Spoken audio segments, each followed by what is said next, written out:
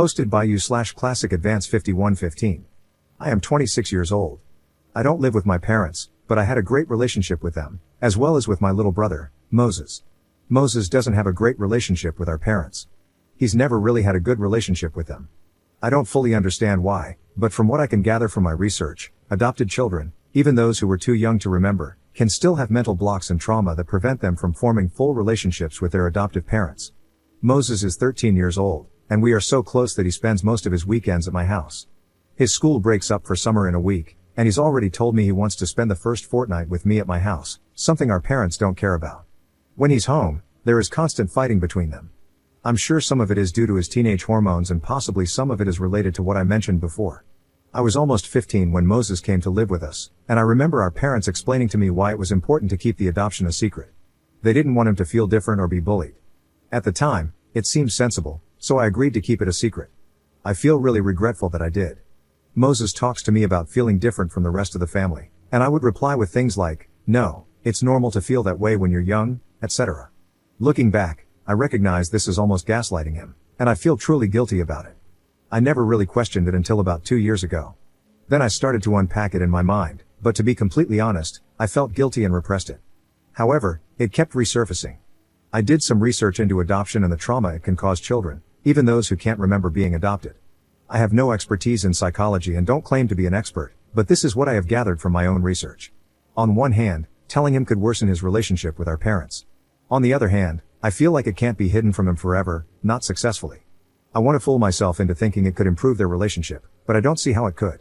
However, it would give him the satisfaction of knowing he isn't crazy for feeling different. The more I thought about it, the more I started to resent my parents for forcing me into this role of lying to Moses. I began to avoid contact with them to the point where they noticed. When I spoke to them about how I felt, they told me I couldn't tell Moses, insisting it would make everything worse for him. They also said that if I told him, they would go no contact with me and make it incredibly difficult for me to have contact with Moses. Is telling him the right thing to do, or am I just being selfish? I feel like I'm lying all the time now. Update 1. So, before telling him, I got in contact with my friend, who is a social worker. I asked him what social services would do if my brother decided to come live with me against my parents' wishes. He told me that since Moses is at the awkward age of 13, it would be a toss-up on whether they would listen to my brother and allow him to stay or force him to move back with our parents. He advised me that my parents have parental responsibility, so if they really pushed, Moses would be moved back. However, if the social worker felt Moses was in any way unsafe, for example, if Moses said he would run away again if brought back home, they would likely leave him living with me temporarily. I decided to give my parents a final chance, tell him the truth, or I will. They told me, in no uncertain terms, that they will never tell him he's adopted. If I do, they will go no contact with me. I said I would rather they tell him. I don't want to be the one to tell him, but I believe he has a right to know. They outright refused. Moses normally walks home from school, so instead, yesterday I went to pick him up. I told him we needed to talk. I said that Mom and Dad wouldn't like that I was telling him this, but I believed he had a right to know. I explained the whole situation to him. How he was adopted when he was around 1.5, how I didn't know much about his background or where he was before he lived with us, and how I was 15 at the time and believed Mom and Dad when they said it would be best for him not to know. I told him I understood if he was angry at me and that I would take him home if he wanted. He was clearly in shock but asked to come to my house. He didn't speak at all during the drive home. When we got to my place, he just went into his room and stayed quiet. I was worried and wasn't sure if I had done the right thing. He came out maybe an hour later and asked me so many questions. I tried my best to answer them but told him I didn't know a lot. I said I would support him in asking Mom and Dad. He said he didn't want to talk to them and sent them a text saying he was staying at my house for the weekend, something he normally does, so it wasn't unusual. We put on a film, and things were a little tense, but honestly, I expected more from him. He was so quiet. He went to bed early, and I was so worried. I checked on him about every 90 minutes. This morning, Moses seemed more like his normal self. He said he was thankful that I told him. I asked him what he wanted to do, assuring him I would support him no matter what he chose. Whether he wanted to confront Mom and Dad or stay with me for as long as he needed, I was there for him. He said he just wanted to process everything. I asked if he had spoken to Mom or Dad, and he said that besides letting them know he was here, he hadn't. We played Fortnite together all day today, and he hasn't brought it up again. However, he's acting like a weight has been lifted off his shoulders. I thought this news would make him sad, but it seems like he's relieved. He's asleep now, and while I'm worried about how our parents will react, I'm glad Moses knows the truth. It seems like things are working out okay so far, and I hope they continue to do so. Update 2. I wanted to give an update on the situation since my last post.